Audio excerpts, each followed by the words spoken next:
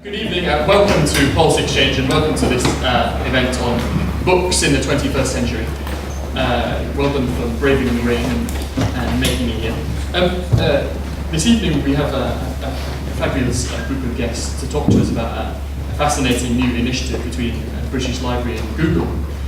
We have Dame Lynne Brindley, who is the Chief Executive of the British Library, and she's going to be talking to us at the start, and then we're going to have some responses from first Peter Barron from Google, and then also Damien Collins, who is the chair of the Conservatives Creative Industries Network, an MP. This event is extremely timely from our point of view. Policy Exchange is about to launch next week a new unit, a digital government unit, which amongst other things will be looking at issues of copyright and the digital delivery of public services. Many of you will have seen the announcement earlier on today, plans to digitise 250,000 books published between 1700 and 1870, and some marvellously obscure things if you look at the press release, including a book which is an account of a stuffed hippopotamus owned by William of Orange, which I thought was fascinating. I'd be very curious to know how often a book like that is accessed in the library. But these kind of things do show you what a cultural treasure the British Library really is. And of course all these things, once they're on the net, will be accessed far more. We heard Michael Gove, the Education Minister, was in here this morning, and one of the things he was talking about in schools reform was about making sure that every child in the country had access to the country's cultural inheritance. And of course, digitisation makes all these things much more possible. So it's a wonderful, wonderful project. I'm glad that our guests are here this evening to talk about it. Lynne's been Chief Executive of the Library since 2000. She's run a number of other very important cultural institutions and libraries in the UK before that. And she was made a CBE in 2008 for her services to education. So this is yet another feather in your cap, another brilliant project. And we're delighted that you're here to talk about it this evening. Thank you very much, Lynne.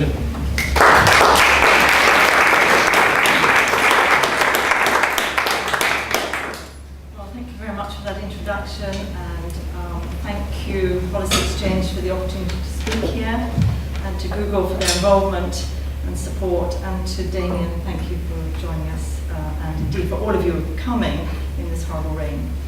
So I am going to talk about the British Library's new partnership with Google in a moment, but I want to explain a little bit about why digitising cultural content is so important for our users, and why this innovative approach to partnerships between the public and the private sector is, in our view, the key to making this happen.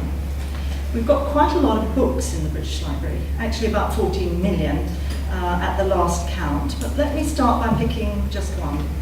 It's one of our greatest treasures, and it's the Diamond Sutra, dated the 13th of the 4th moon of the 9th year of Sien Tung, or, to you and I, 868 AD. It contains a sacred text of the Buddhist faith, printed on wood blocks on a scroll more than 5 meters long, and is believed to be the oldest dated book of its kind in the world to survive. In 1907, it was found, it was walled up in a cave on the Silk Road in Dunhuang, northwest China, where it had lain abandoned for about 900 years. It's a pretty good starting point for our discussion today about whether partnerships are going to deliver an online future for culture. Access to books is quite a crucial issue. They may not all be walled up in a cave, but will our great books, or indeed our lesser, rather more obscure books, including the hippopotamus, be accessible only to those who can come and see the original? Or will we be able to digitise them and open them up for the whole world, experts, academics, researchers, students, or just curious members of the public? And that's exactly what we've done with the Diamond Sutra. It's among our many treasures now available for anyone to study in the closest detail. First, we made it available online through the award-winning Turning the Pages programme, which we developed in partnership again with a company called Armadillo Systems. And since the beginning of this year, it's been accessible to a new mobile-enabled audience as one of more than 100 treasures featured on the library's first smartphone app, which we developed again in partnership with a company called Tura. So anyone with an iPhone, an iPad, an Android phone can now see high-quality images and multimedia content, including expert commentary and textual interpretation. So in the spirit of multimedia, just going to give you a brief glimpse of the range of cultural content the Treasures app has got to offer.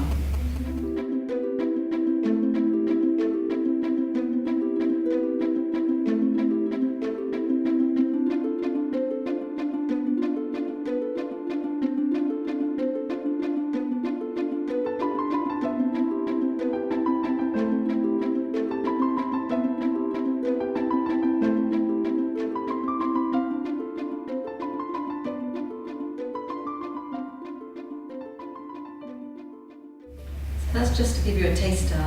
The response to the Treasures app has been amazingly encouraging. It was named UK iPad App of the Week when it was launched. This month, in the spirit of partnerships, we've launched a taster app for Apple iPad users, this time in partnership with the software media company Video Labs. In the first week alone, there were downloads of well over 65,000. By the summer, the app is going to provide access to thousands of titles, all in the public domain, and part of the library's 19th century historical collection, originally digitised by Microsoft.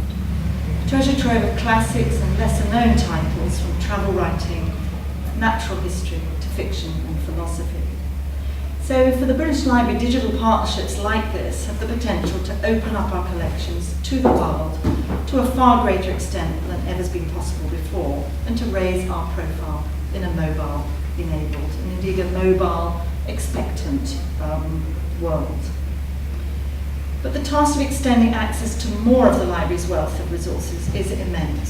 So I'd say we have 14 million books, we've got 750 million pages of newspapers and journal titles, about 60 million patents, 3 million sound recordings, and much more. You get the message.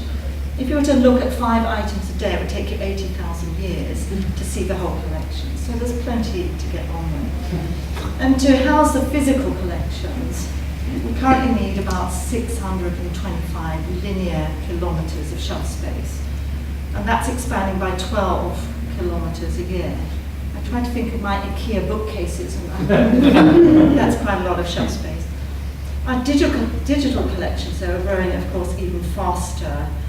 We are predicting that by 2020 there'll be about 50 million digital items. We recently published our vision of the British Library for the year 2020, and it spells out our role as a leading hub in the global information network, advancing knowledge through our collections, through our expertise and partnerships, for the benefit of the economy and society, and the enrichment of cultural life. 2 key priorities are guaranteeing access for future generations and ensuring access for everyone who wants to do research. So it's therefore quite essential to achieve a step change in the amount of digital content that we collect, store, and make accessible in the long term. The ambition, I think, is exactly in line with the government's wider digital vision. The National Infrastructure Plan, launched by the government last October, highlights digital communications in the 200 billion infrastructure investment that is needed to ensure the UK's international competitiveness. But where is the money going to come from for the British Library digitisation? It's not something we could ever have expected to achieve through public funding alone, let alone in the current financial climate. So for us, opening up our content to the widest possible audience means finding the right partners and indeed the right business models to make it happen. And that's why several years ago we began looking at innovative ways to make partnerships work for us. Now, traditionally, I think it's fair to say that public-private partnerships have been seen as a solution for building major public infrastructure projects such as hospitals and schools. And I suppose it's also fair to say they've had a mixed track record. So we try to look at partnerships in rather a different light, and as a means to move a public sector organisation into a whole new range of spaces it could not otherwise be in. And that approach is working for us.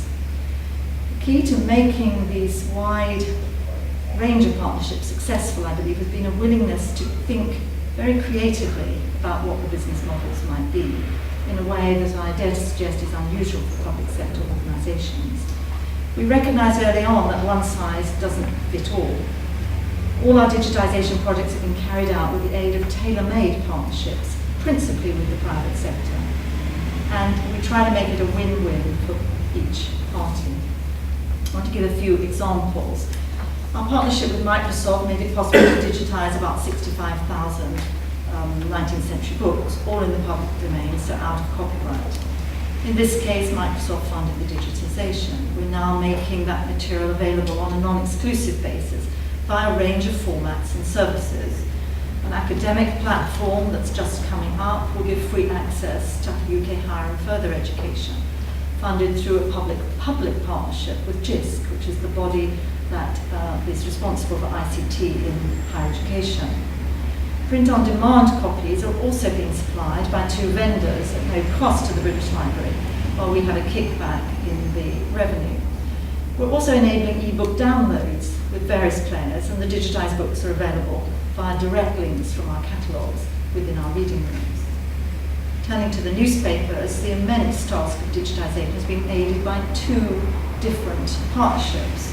First was with Cengage Gale, who are providing the platform to view 3 million pages from collections of 19th century and pre-18th century newspapers, which were digitised with public funding from JISC. Again, for that reason, the content's available free to UK higher and further education, saving them overall about an estimated 7.5 million. It's also available to the rest of the world on subscription. And there's a pay-as-you-go consumer website from which some revenue kicks back into meeting some of our costs and ensuring that we can do even more digitisation. Our second newspaper partnership is with Bright Solid, the people behind findmypast.co.uk and Friends Reunited. The BL provides access to materials and curatorial support. They fund the digitisation. The agreement is expected to result in some 40 million pages digitised of historic newspapers, which would make it the largest single project ever undertaken in the UK. The outcome will play a major role in achieving our goal of securing long-term preservation and access to the national newspaper collection, because you all know how quickly newspapers deteriorate. We also take a royalty stream on the out-of-copyright material, again kicking back into more digitisation. I think there's a short video to show the process, because it is quite amazing, the digitisation operation, which is being done at Colindale.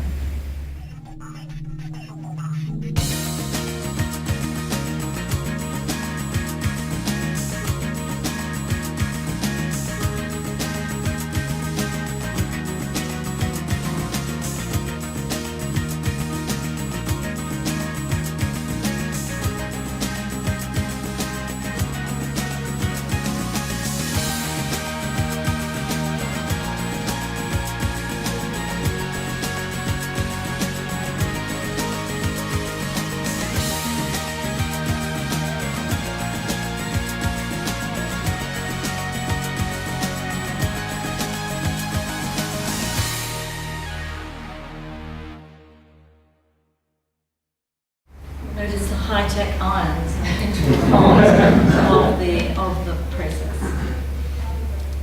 So, also on the theme of public-private partnerships or other partnerships, our international partnerships are delivering significant cultural benefits too, and making it possible to digitise an increasing range of content. So in India, for example, we're contributing to the new cultural agreement between major cultural institutions of India and the UK, signed ahead of David Cameron's visit there last year.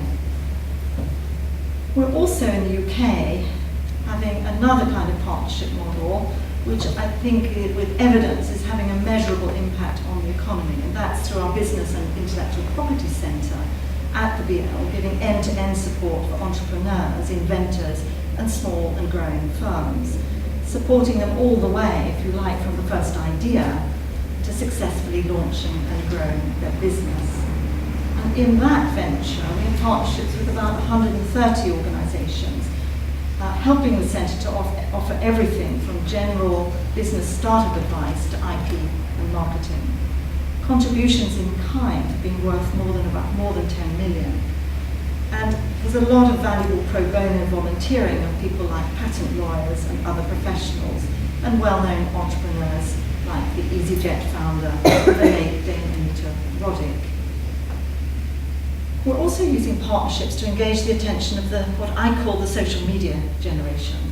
And looking around the room, without making any judgments, there aren't many of us who are in that generation. But our recent Evolving English exhibition capitalized on this enthusiasm by asking visitors and people all over the world to contribute a recording of their voice, either reading a children's story, Mr. Tickle, and I guess you might have wondered why we had Mr. Tickle up there, or a list of 6 words. In another social media project, people have been using their smartphones and web browsers to contribute to the UK sound map. They've been helping us to build a record of everyday sounds across the UK, ranging from seals in the Shetlands to tea at the Savoy. Now you may joke, but this becomes a serious research resource for the future, and we keep all this for the benefit of long-term research. So now to come really to the partnership with Google that we announced today to digitize parts of our historic book collection. You can see, given this journey of partnerships, that it fits very well with our existing partnership strategy and our 2020 vision. And over a period of the next few years, the link up is going to make it possible to digitize this 250,000 books dating specifically from 1700 to 1870 and offer them free at the point of use via Google Book Search and through the British Library's website. Google is bearing the costs of digitizing the material. We're going to select the titles to be digitized, and there's considerable freedom for users to copy, to share, and repurpose material for non-commercial purposes. It's also, of course, very flexible for searching. Now, the sheer scale of digitizing that number of books, up to 40 million pages to be digitized, well, we have an estimate that roughly full end-to-end costs, including all the project management, might well come to 6 million or so. But that's our estimate if we've done it ourselves. And of course, we benefit from Google's enormous experience in digitization, as well as their support. All the books are out of copyright. Most are not in English, in fact, but in other languages such as French, Dutch, and German, demonstrating the collecting policy over that period of the British Library, and a philosophy we aim to stick to, which is our strapline that we're the world's knowledge. They include an address to the people on the present relative situations of England and France by Robert Fellers in 1799. This is a French Revolution pamphlet commenting on political reform in both England and France. I'm sure some of the insights are entirely relevant today. There's the natural history of the hippopotamus. What a great picture. Again, that includes an account of the stuffed hippopotamus in the Prince of Orange's cabinet of curiosities. What more could you want? As you can see, our curatorial team are focusing on parts of the collections containing books that will be of interest to a wide range of researchers.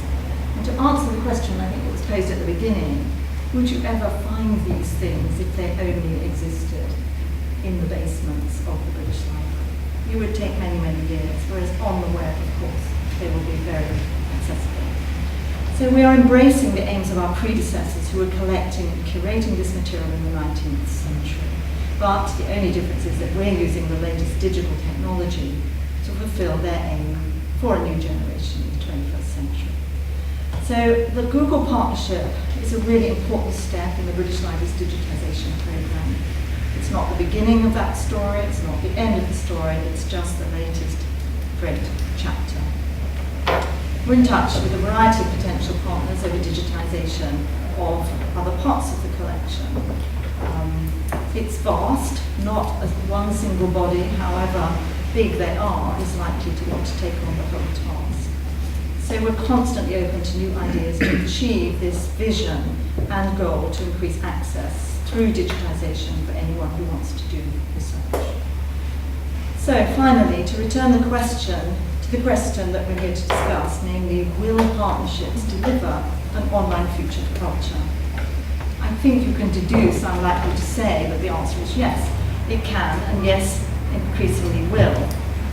Digitization will make it increasingly possible for everyone to access the resources they need at a time and a place that suits them. I think now that flexibility is hugely important. By 2020, it'll be indispensable, because people will increasingly think that it's not on the web, it doesn't exist.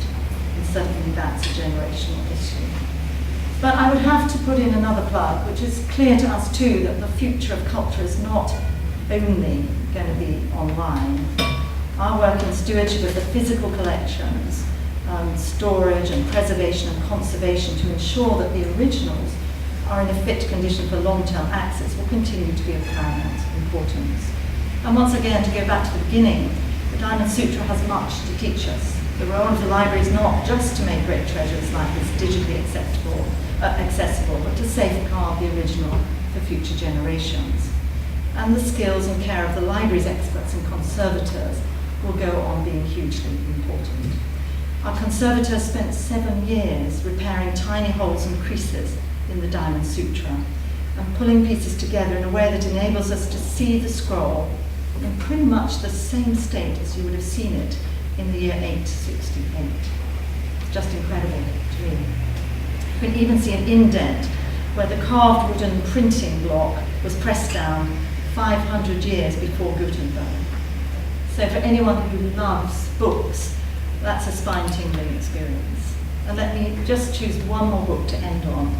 When we and our partners made one of the earliest Christian Bibles, one of the 2 earliest Christian Bibles, the Codex Sinaiticus, available online, it got more than 1 million hits in a week, in its first week. I mean, that's pretty extraordinary. It's in Greek, doesn't even have any pictures.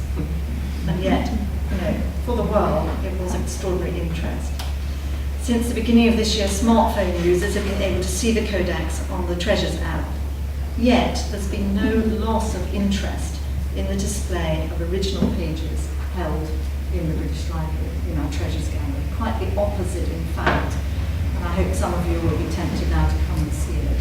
So the original relationship between the original artifact and the digital copy is quite complex, I think, and one that I believe will endure into our future.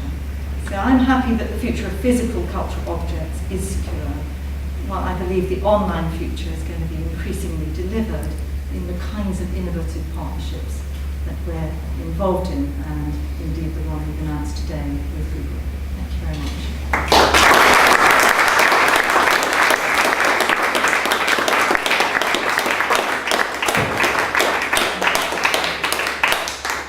Absolutely fascinating stuff, Lynne. Thank you so much. We are going to have some Q&A, but first for a couple of responses to that. First over to Peter, I think. Thank you very much. Shall I just take the lecture? Thank you. Thanks, Lynne. We started our day together and we're finishing our day together. So you could almost say we have bookended. Lynne has made most of the key points that I would be keen to make. I suppose I would just focus on really the big advantages as we see it of partnerships like this one. And I would really focus in on 3 words, which is, first of all, access, secondly, preservation, and then thirdly, analysis. And I think I'd like to talk a little bit about analysis, which hasn't been covered thus far.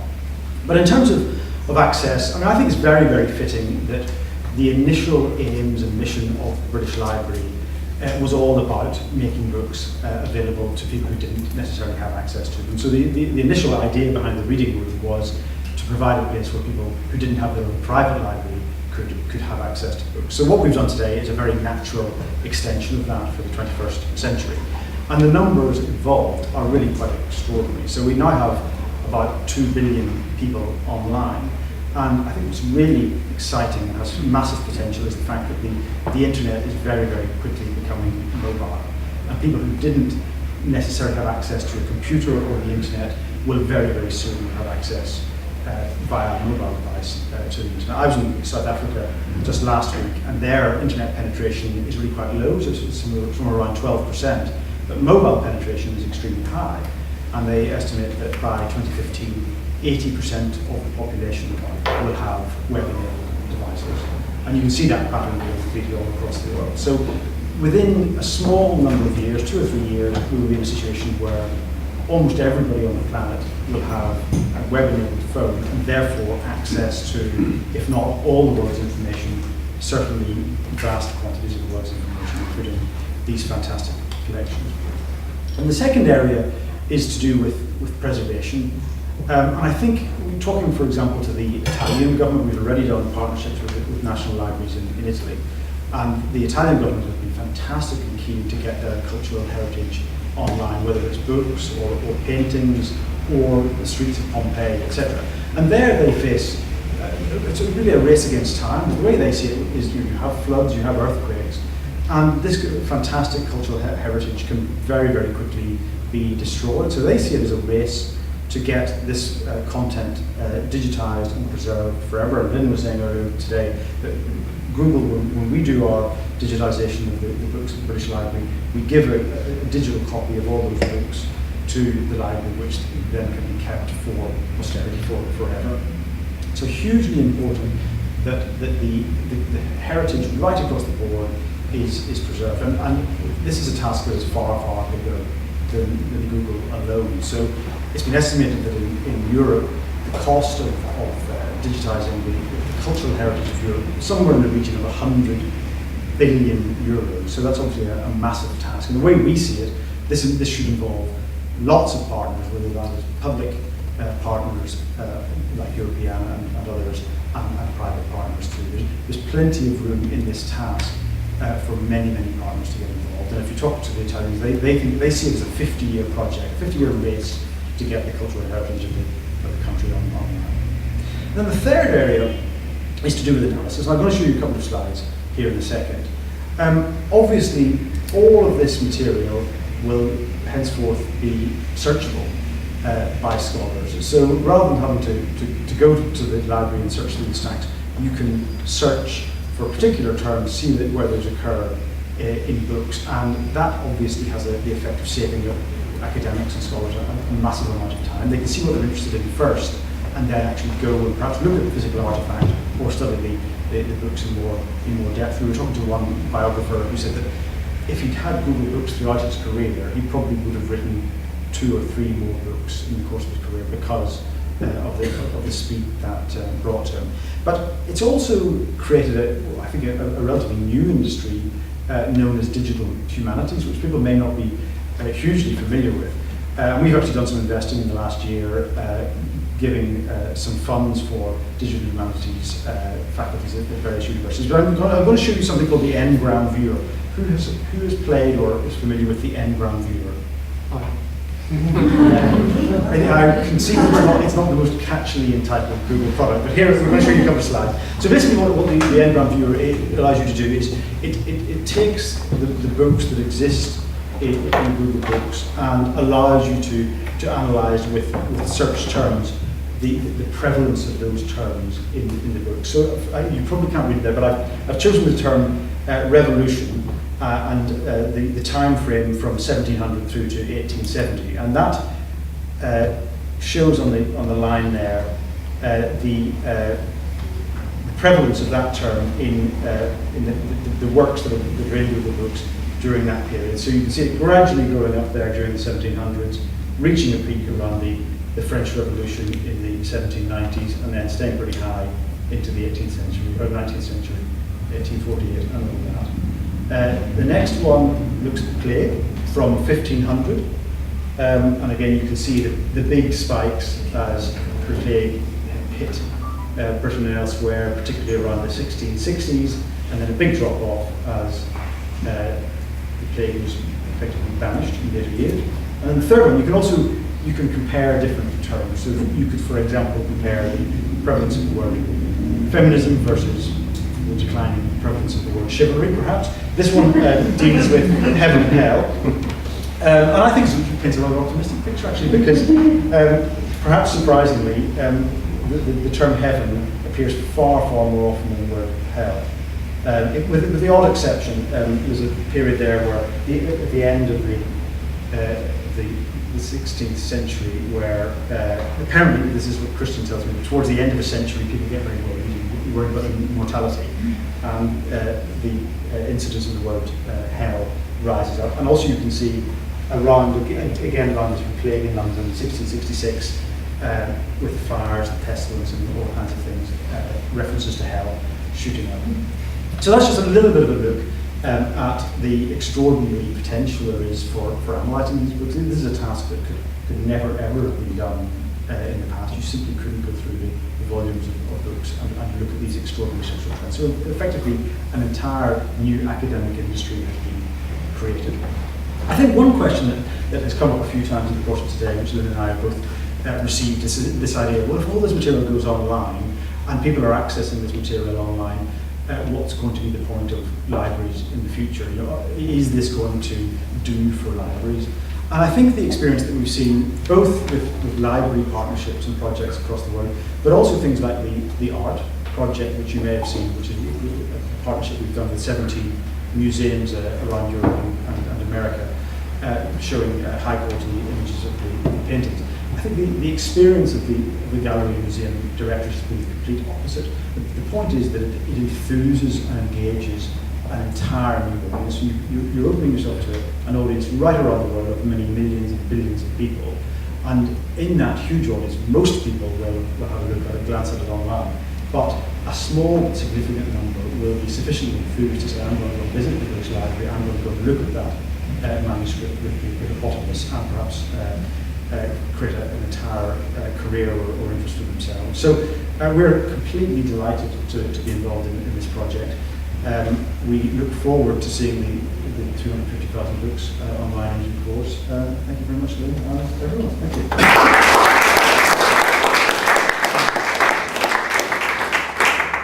It's intriguing stuff. And our last respondent is Damien Collins, I think.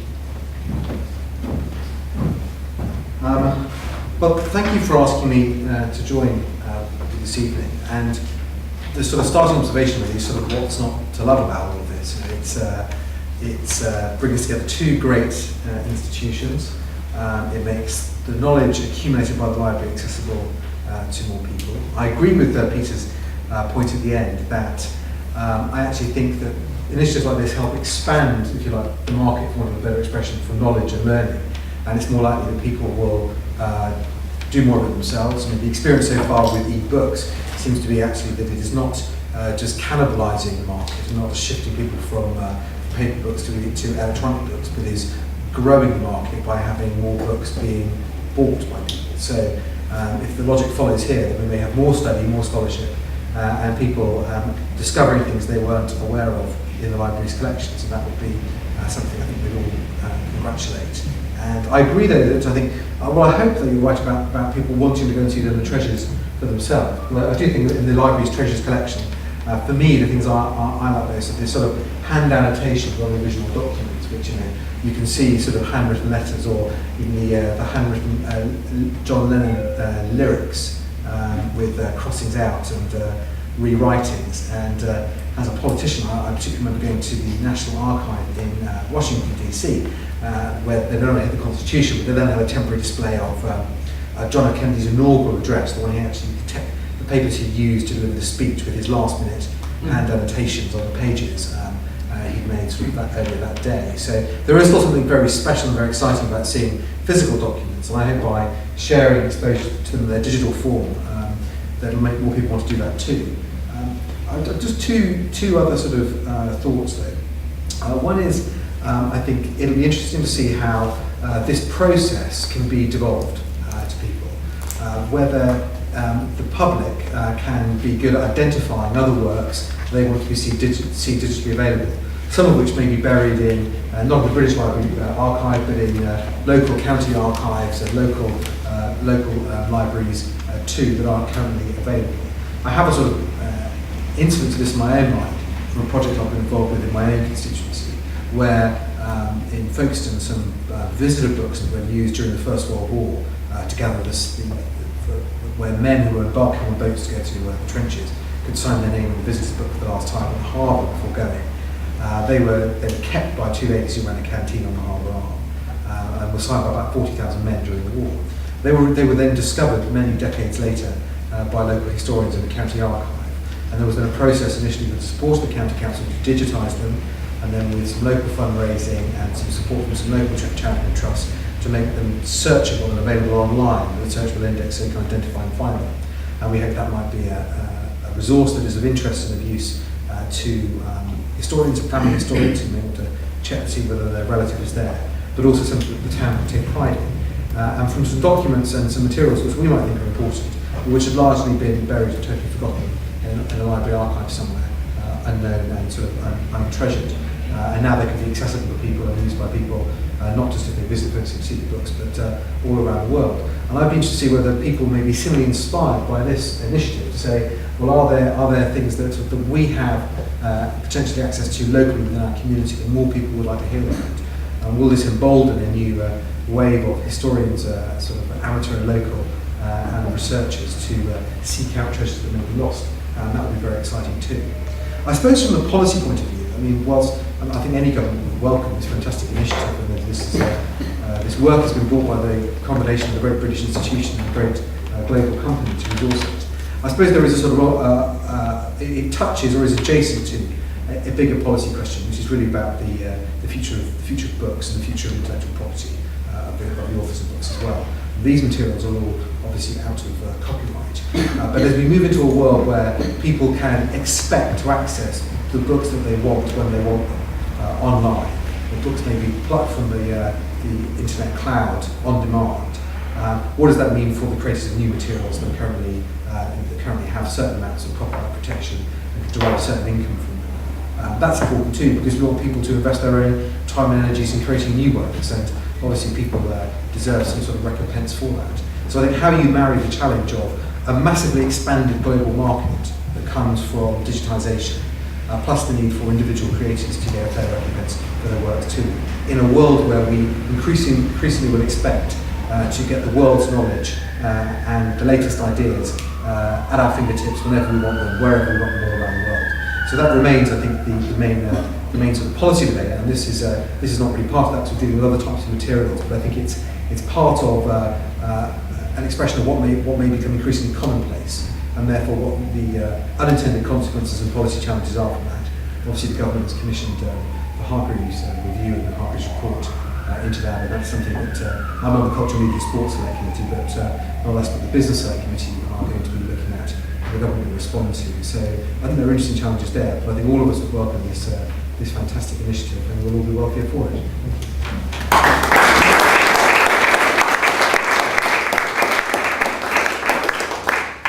Great stuff, and that's a very good point on which to throw this discussion open to the floor, because as Damien said, there are a whole series of public policy questions that these kind of innovations start to raise. So we do have a little bit of time for some Q&A. If you want to say who you are and where you're from, that would be useful. There is a roving mic that will come around to you. So we're going to start with the gentleman in the very first row.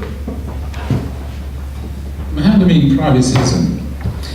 My question is slightly philosophical, but I think it's relevant because as a taxpayer I'm paying for the storage of the British Library.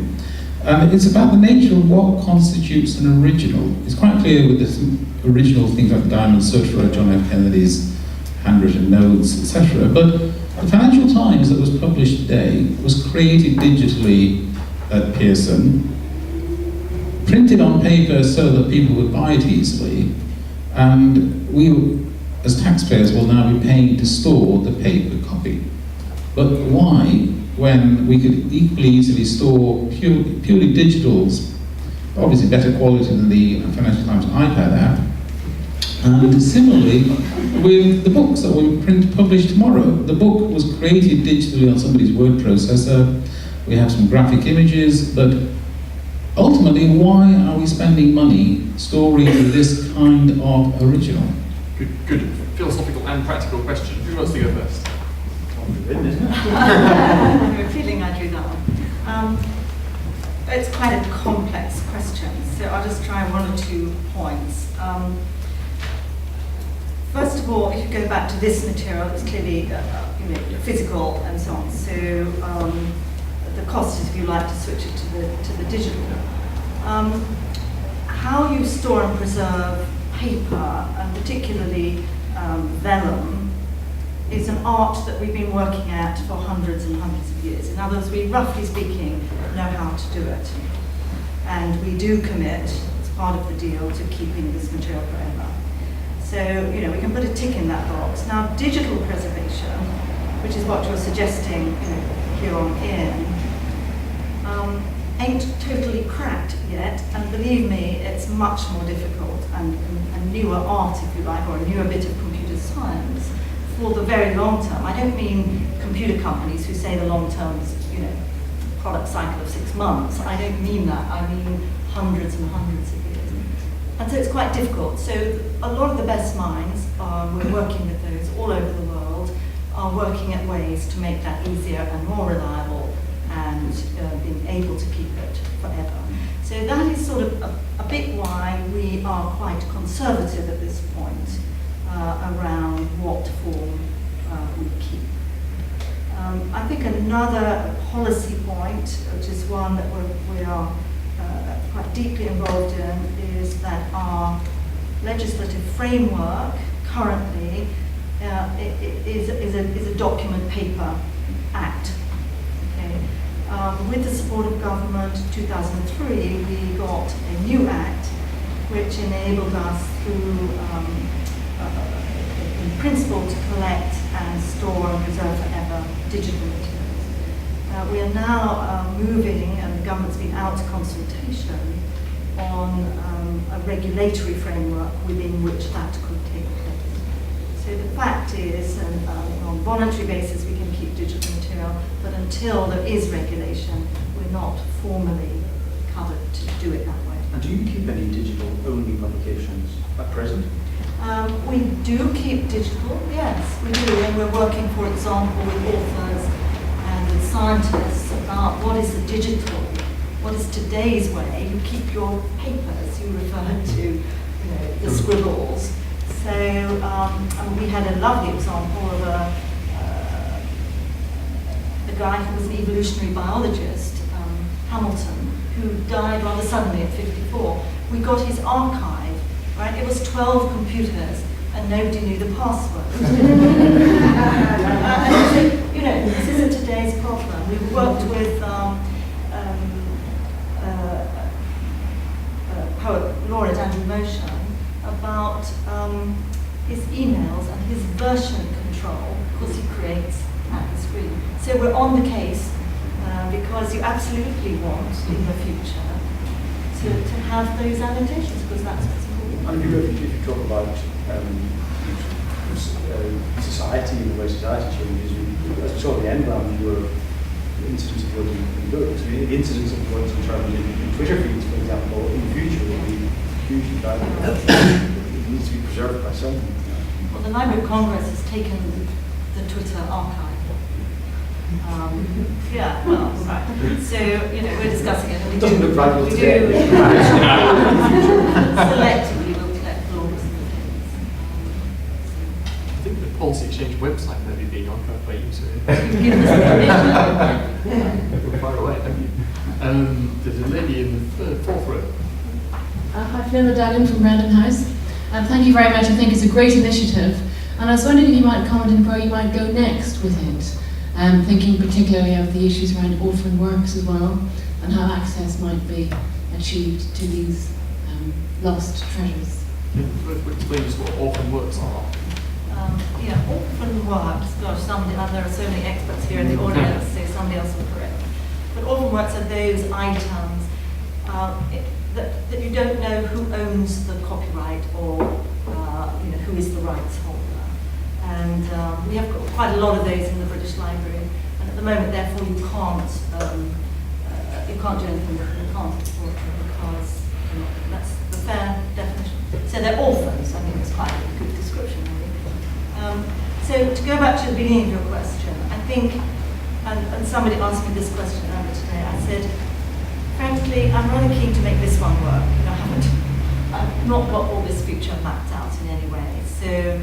We're on this case. I think we've also said that we're very open to working in a variety of partnerships, because different bits of the private sector, or indeed the public sector, have different interests.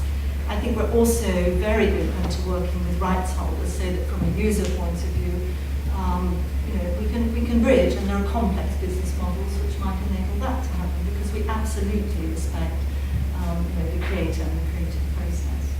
I think the orphan works, just tangentially, of course, is mentioned in Hargreaves, as you know, and I personally take the view that it's in both the public interest and the private sector interest to be able to move on those. And I would hope that that might be an outcome, so that there is a due process for enabling orphan works to be digitised with an absolute respect that they would be taken down or whatever. They were digitised either by a private company like myself or others, because I just don't see a future in which it's beneficial to anybody to totally keep them so nothing can happen. Yeah, I think it's, I suppose with so many issues in this debate, it's about the intention of the user and trying to achieve some sort of balance. I mean, probably lots of people in this room who've used images for a presentation and just looked on Google Images and found something and stuck it in, and probably broke a breach of copyright for doing that, but chances of you being caught and prosecuted would be pretty small. So therefore, there are certain elements of personal use of certain materials, which I think it's not really sort of exploiting the creator or of much commercial value, but there are some times where it might be. And I think sort of personally where, I know certainly when the digital economy I was going through, there were certainly a number of photographers who were very sort of interested in this. If someone has got a work which is theirs and they can prove that they own it, and it turns out it is being used without their knowledge, what sort of recompense do they have for that? I don't think it would be acceptable to turn around and say none.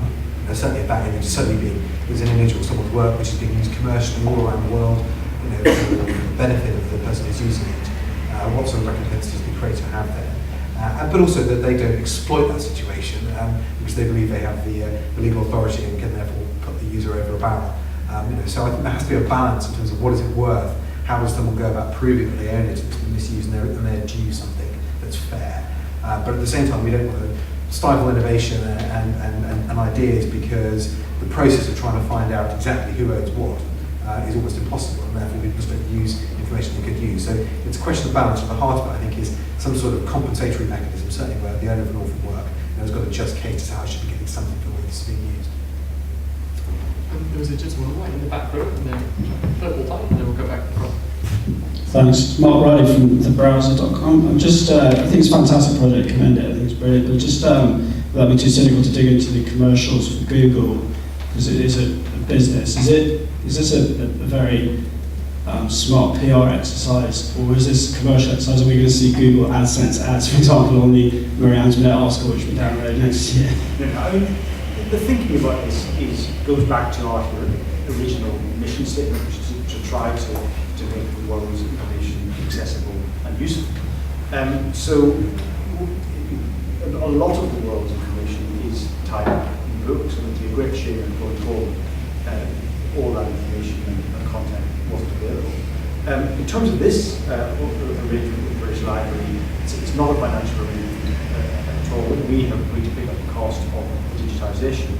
In terms of the business model, the business case for us doing it, this is really about creating high quality content. So we do partnerships right across the board with television companies, Channel 4, with YouTube, with newspapers, with libraries, with art galleries. The aim being, if people are searching for high quality content, then they're obviously more likely to search on the web. They're getting more out of the web, and that's good for our business. But that's really what we're talking about in terms of a business proposition. So the purple tie in the centre of the Mark Oliver, One Barron Associates. The British Library, you outlined quite a few partnerships with Microsoft and with a subsidiary of Thomson, DC Thomson, I think that's how it's newspapers. How do you decide on which partner? Do you go out to a competitive tender, or do you sort of have a spec? Is it a beauty parade, or is it on a financial terms? Can you explain how you decide which partner to partner with which activity? It's a mix of arrangements. Certainly under the Right Solid arrangement, it's done through a process called competitive dialogue, which is the most onerous European process that you can possibly imagine. And that was done because we didn't have a specific, we needed to have some dialogue about it. the best ways to do it. Sometimes it's because we work closely with a particular partner managers, so it's a mix of things. Sometimes people approach us. So we're open to a whole range of those. There isn't just one fixed model. This question right in front. Thank you, Simon Goldie from LexisNexis. I should say, declare interest in that copyright's important to us. But I wonder, as technology moves on, will it become almost impossible to keep copyright system working, or will technology actually make it easier in some way? Good question. So I think one good example of technology being used to combat this issue of copyright violation is what we did with YouTube, which was obviously very, very controversial 4 or 5 years ago, because people were taking character copies of TV programs and putting them up on YouTube. And the way we approached that was a technological fix, something called Content ID, where the copyright holder would present a copy of their program and say, that's my copyrighted work. We would then put that through our computing system and very quickly find a footprint of that program and see all the different copies. And so it's very clever. You can pick up parent copies, but you can even pick up sort of poor copies, like somebody taking a picture in the cinema, that kind of thing. Pick up copies that are the same, and then you've got the choice. The copyright holder can say, "Well, take it down. That's my copyright. I don't want it on YouTube." Or you can say, "I'll leave it there for promotional purposes." Or you can say, "Well, I want to make some money out of this. Let's serve ads against it and monetize it." The Monty Python. It's worth going to the Monty Python YouTube channel because they were a very, very good example of that, where they basically said, "Let's leave it all up there. Let's make money out of it." And they actually went to the top of the DVD charts on the back of the extra promotion. So that's a good example of technology being used to address knowledge problems on copyright. I think one of the bigger challenges for industry, sort of content creators, will be how you can make your premium from the product in a way. And I think for the music, I mean, yes, there are measures. I think that there are technical measures that can be taken against people who are frequently breaking the law. And I think there are questions about how people find illegal material online as well. But I think ultimately, I think for content creating industries, they'll have to make the user interface so much more attractive in the legitimate sphere that people actually think I'd rather go there and get a much better quality product that I can do other things with. It helps me guide me as a consumer in other ways. And actually, the hassle of trying to get it for nothing isn't worth it anymore. I'd rather go to that, and I think as Peter said, use some of that activity to help grow the market for certain products as well. So I think ultimately for the industry, I mean, that is where they're going to have to go to make money. I'll just make a few comments. I was involved in some studies around behavioural economics of this so-called piracy. Firstly, it's not as clear cut as everybody's criminal. Often those who take a quick copy of something also then buy. And it's about convenience and quality and other issues that are important. So I would like to see a little bit more sophisticated view of some of this activity that's criminal. Secondly, I think with technology, what I would like to see is, we do have things like collective licensing, but isn't it clunky? It seems to me technology could make it much easier. If you could know, how to license, do it quickly, and how much it's going to cost you, or what you could buy it for, and join up that up. I think that should be quite a distributed but joined up system across Europe and indeed across the world. Now, maybe being fanciful about that, but that seems to me enabling rather than just saying can't do. And I think that's also a bit behind the spirit of the digital copyright exchange in our group. So I would like to see technology used to go with that can-do brain, whilst accepting absolutely that creators need reward for what they're doing, as do investors. I had a related question actually, which is to do with this whole tension between when it's to do with public data, commercialization versus a kind of free-to-air model that lets people come along and build whole new industries on that public data. So this is a wider point, but obviously the UK's main cultural institutions are a big part of that. And I don't know whether any of the people on the panel have any kind of views on that. We had an event here a while back about the Guardian running a campaign on free art data, and this one of the reasons we were starting this new unit of Policy Exchange is trying to get to grips with some of these quite difficult questions, because people say, if you're interested in growth, what you want to do is put all that data out there, all those pieces of information, and then just let new industry spring up. There'll be lots of them. And then other people say, it's very naive, it's worth a lot of money, you should be trying to commercialise it yourself more directly. I don't know where we've got to in that debate. Well, I think business models will evolve, as markets evolve too. And I think there's nothing, you could have a good extreme example. You go back when the printing press was invented, you could have had monks turn their hands in the air saying that the market for engraving books is going to be destroyed by this massive trilogy.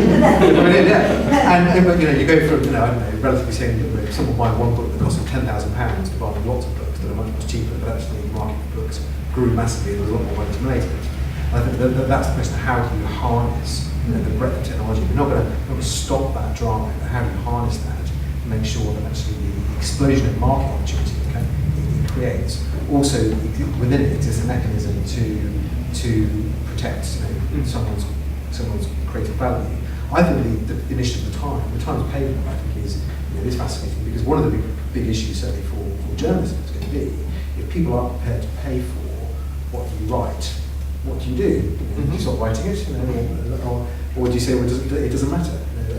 Or will the future really be built around the brand equity of people who are editors of content and signposters, because there's simply too much for anyone to grasp and understand. There's far too much, far too much information out there, and people need a way to navigate it. So there may be other opportunities, other ways in which people can utilise value from this. But again, there's a sort of tantalising middle ground we're searching for, where we don't stop the drive for innovation and the expansion of the market, but we don't destroy the creators in the process. I'm quite struck by, particularly when you think about in-copyright books, the way so many of the discussions about books now are very much like the ones in the music industry 5-10 years ago, where people were casting out models, people were going off and just being disintermediated, people were going and getting this pirate content online. So what do you respond? You respond eventually with things like Spotify and the like. And I don't know what we think is going to happen with books.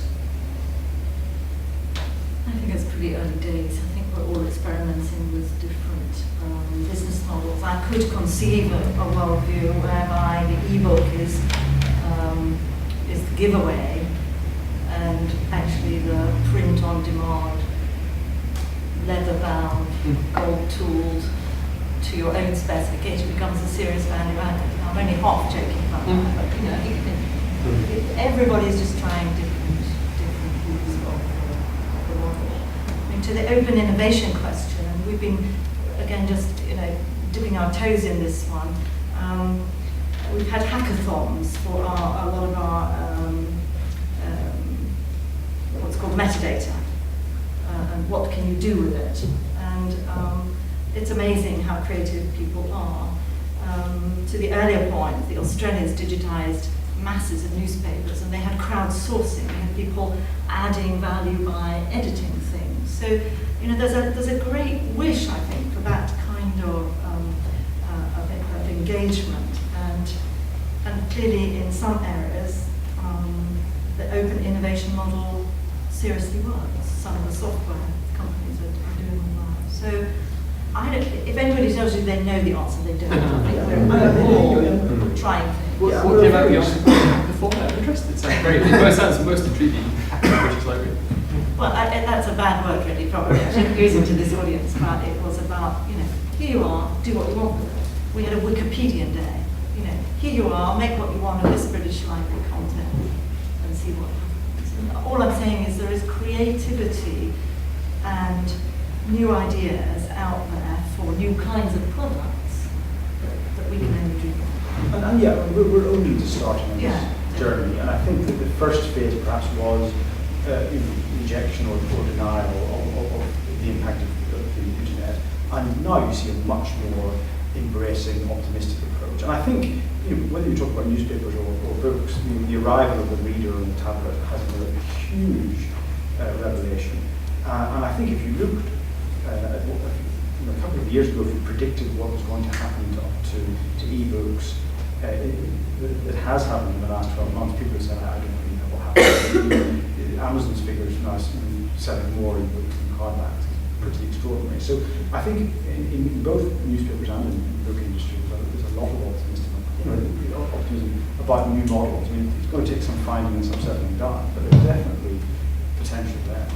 You can imagine sort of 30 years ago, we might be having a conversation about will the written word be killed by the spoken word, broadcast media, what would be the point? But actually the internet has led to a massive explosion in people writing and reading. So these innovations can surprise us in all sorts of ways. Yeah, and TV was meant to kill radio, and actually radio has been a great beneficiary of the internet. Well, and TV is still going strong, No, it wasn't. despite the internet. There's a question, second row.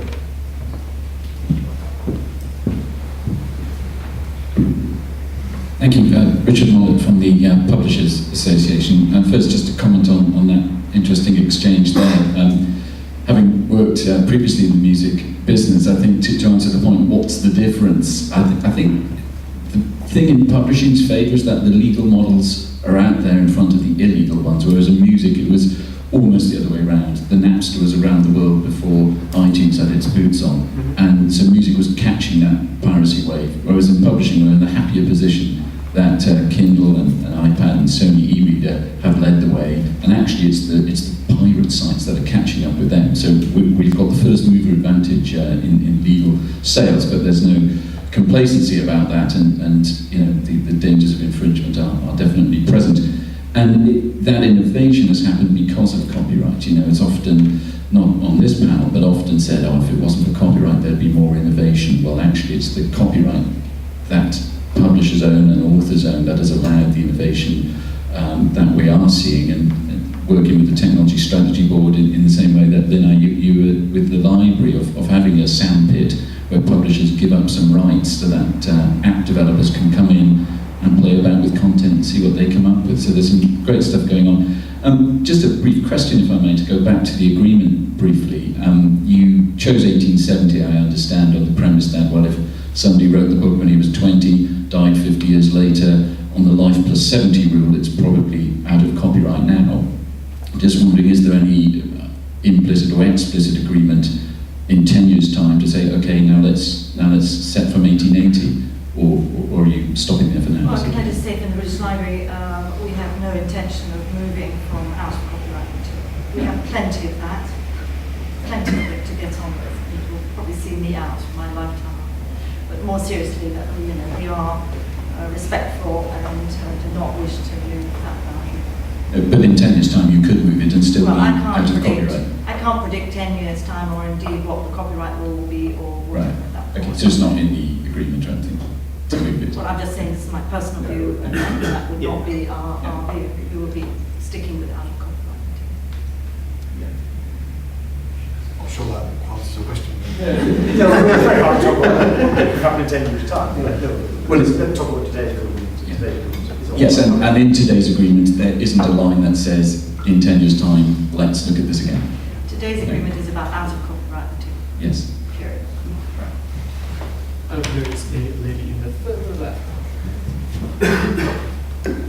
Hi, Theodora Clark from the University of Bristol. I'm an academic researcher myself, so I'm incredibly grateful for the work that Google and the British Library are doing. And you mentioned, Lynne, about the number of books which are actually in foreign languages like Dutch and German and French. And I just wondered that Google Translate is such a useful application many people use. Do you have any plans to actually work on translating those books? So for example, myself as a researcher, I look in French and German and Russian, and I don't have the time to go through every single book from the 19th century in Russian and find that one particular person I'm writing about. But is there going to be a way in the future to maybe search for individuals in books or keywords in other languages?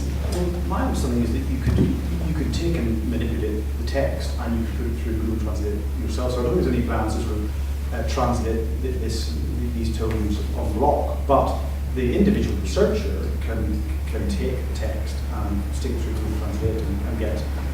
Yeah, but from what I've seen before, most of them are PDFs. So say for example in Latin, it's an old manuscript, it's very difficult for the computer to translate those individual letters. It's easy if it's a more recent book where you're just doing very simple letters, but I mean more if it's like a printed illuminated manuscript or something instead of printed word blocks. It's on a different medium, so it's much harder to transcribe as letters. I'm right in thinking that you can switch the text, can't you, to plain text? It should be with the OCR. Yeah. This is Mad Art, who is our partnership expert. Yes, as I understand it, you can, certainly with books, you can switch from the sometimes it's quite difficult to read original text I think to plain text, and then you can put that it takes a couple of steps. I mean, to go back to your question, is, as Peter sort of answered it, is, are we going to take these 250,000 and run them all through Google Translate? No. But you can do it. You could do it, in the individual bits and take the steps to do it that way.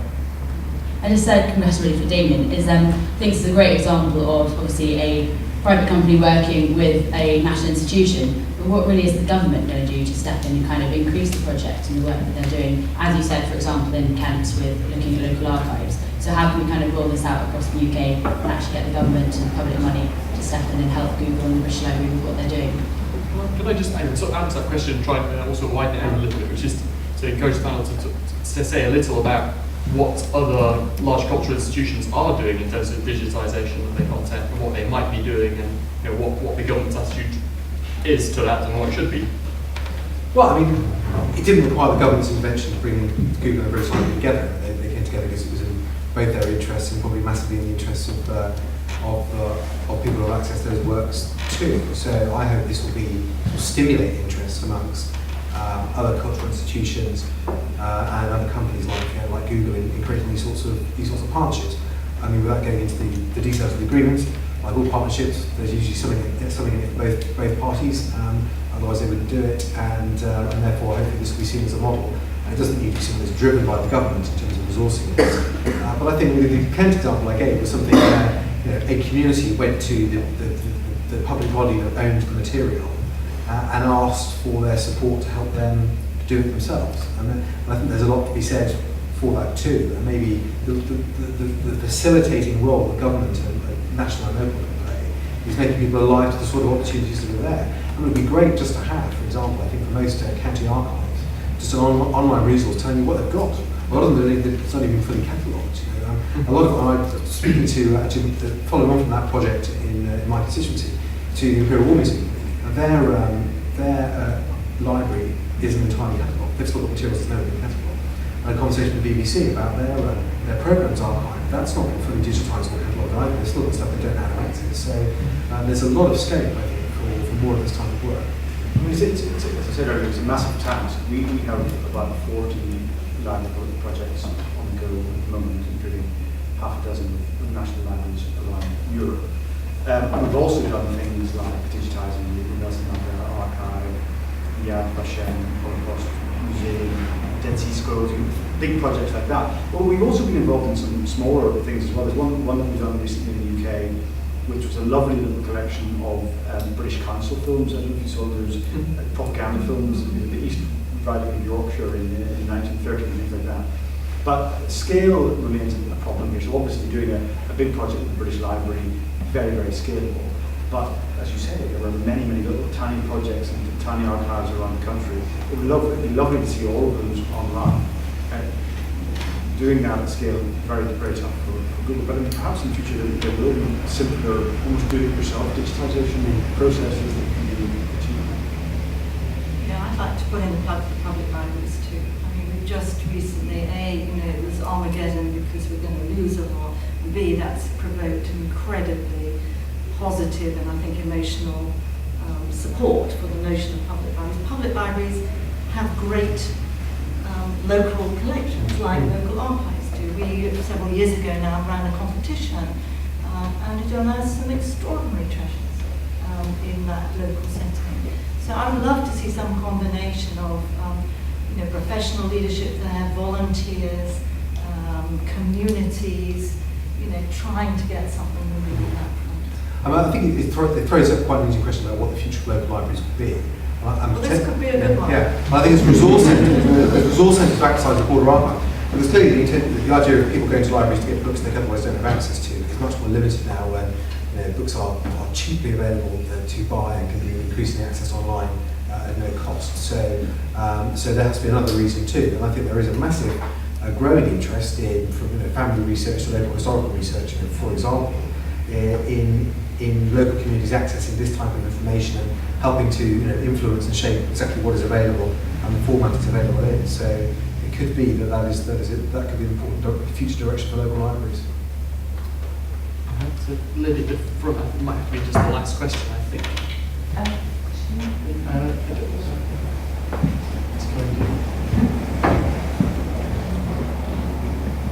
Hello, it's Suzanne Kavanagh from Skillset.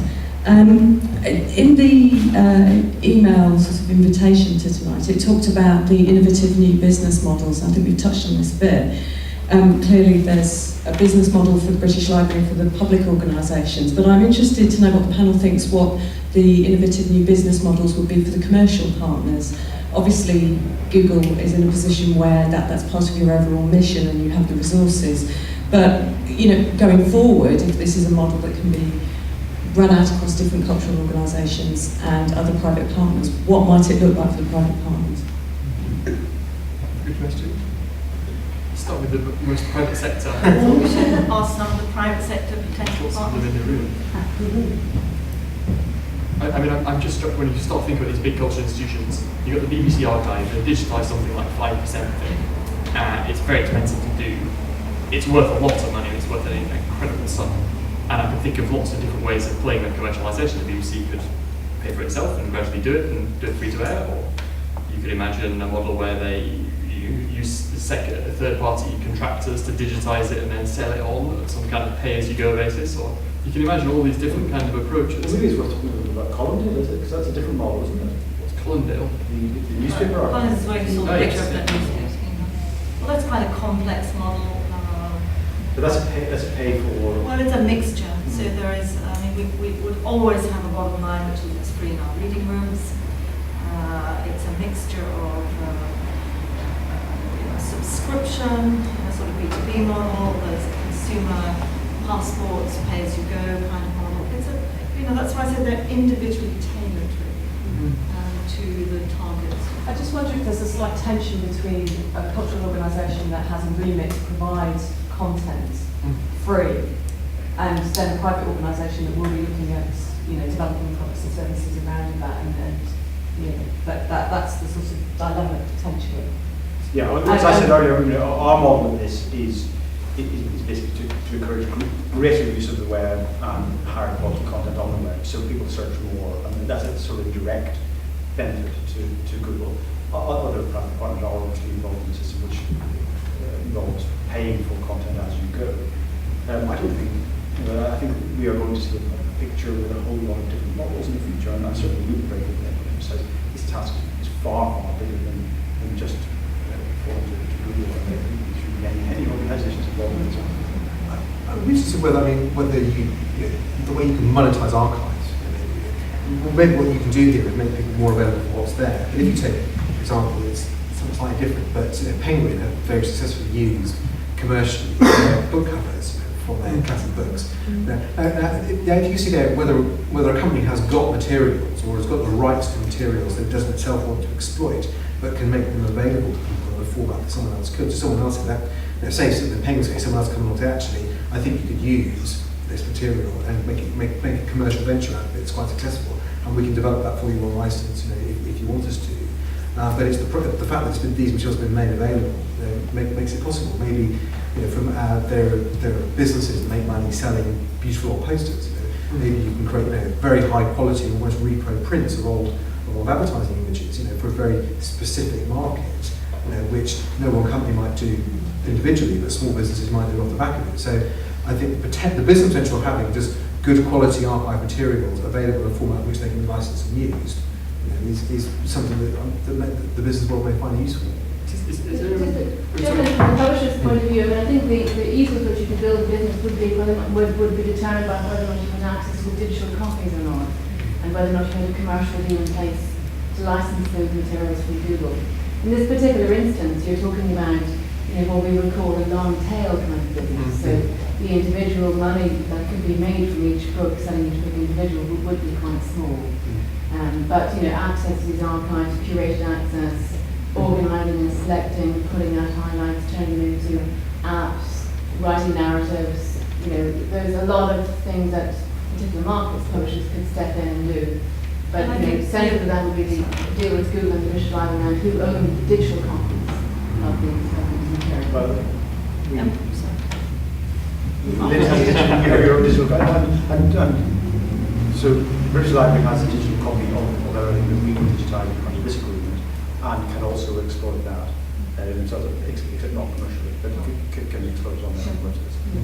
Has anyone got a good model out there for, particularly relevant for cultural institutions that are paid for by a taxpayer, where you can have one kind of level which is free to use to the public, but then if you want to exploit it for some kind of commercial purpose, the license is easy to arrange so that you can exploit that long tail where you have a lot of people searching, but then when... That's the portrait gallery, I think we're going to portrait The National Gallery does it in terms of quality.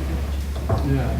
I should say, sorry, Simon Barron from the British Library, I would say that you can slice or dice it in any variety of ways, and to address Susanne's question there, yes, the Google model in a sense is different because the material use is free, so how do you do that? But I would advise any cultural institution to take the longer term view as well, that there may be a period of commercial exploitation, but at the end of that period of commercial exploitation you can assert your intellectual property rights on the digital asset, and then you would then perhaps have the choice, it having been paid for, to make material free to, even not necessarily the world, but let's say free to the British taxpayer, or to a certain sector within the UK. But there's 1,000 ways of cutting it. Yeah. There were a couple of people who looked like they wanted to come in I was there. going to add that I think on this specific issue, our cultural institutions are far better than pretty much any others in the world at understanding how to make these mixed models work, right? Because they're always dependent on selling stuff as well as getting public subsidies. So actually, the Tate is already great at selling the things. So it can be FI. So actually, you've already got the kind of the ingenuity of these mixed models. Funny, just having great engineers to turn these online products. I think in principle the basic collections of these public institutions are free, but I mean, if these institutions can commercially exploit their archives to support their core function, then why would we have a problem with that? Yeah, that was my thought. I used to work for Salary's manuscript department, and in fact have some manuscript people just staying this weekend. This was the 1980s, and we struck, I'm thinking now of DCMS and private collections and how private collections should now be working, and we've been talking totally about public ones. But I don't know how plausible it would be, but in my day what we had to do was private owners were short of money, and then they would go to the Historic Manuscripts Commission and say their archive was sitting there, and the local record office would have to raise the money to buy it, to put it into the local record office in order to make it accessible. And many of the great houses in this country didn't realise what a fortune they were sitting on. It wasn't very accessible, then they raised the money, and so that slightly held the DCMS at the time and the taxpayer to ransom. I'm not sure where that's got to now, but it seems to me, take someone like Benny's take out their affluent private library, say something that require money. Is there anything to stop a private house, a private collection, going up, digitalising its own manuscripts library, let's say, and putting it online, and then charging a membership fee and access, and allowing it to stay in that great house rather than having to go to a library using their own about models? I think you've explored work. I think the parliamentary archival collection is ridiculously restricted. I think the Parliament should we should really be looking at this incredible asset it's got and saying, actually, could we make Parliament more self-financing by exploiting its own archive more effectively, or if not trying to exploit it, making it more accessible. I mean, it's very limited what we do with all this material. Do you think we don't pay for access to it? Well, I mean, some people. That's people like me. And there's another theme in terms of public policy, which is we're all being encouraged to in philanthropy. And rightly so, I think so. That's another view, and it's one that we do a lot of, as do other cultural institutions, particularly for the treasures, the ones that you really can say are completely top drawer. So digitisation of something like that is likely to attract a donor. So of course there are commercial opportunities, but philanthropy is another stream of it. I'm afraid we have unfortunately run out of time. Lynne, Peter, David, I think thank you all for coming and speaking this evening. It's been a very, very interesting discussion. And it's, as they say, one of these things is going to run and run. I mean, we're just at the very start of thinking about all these different possibilities. I think it's been a very optimistic and upbeat discussion as well, insofar as when you start to think about these things, you start to realise what huge opportunities there are. A lot of public debate, a lot of the things that we do are about things that people are going to argue over, but in this field at least there is huge opportunity to provide this huge and wonderful service to the public. So thank you for coming and sharing with us, and it only remains to thank you.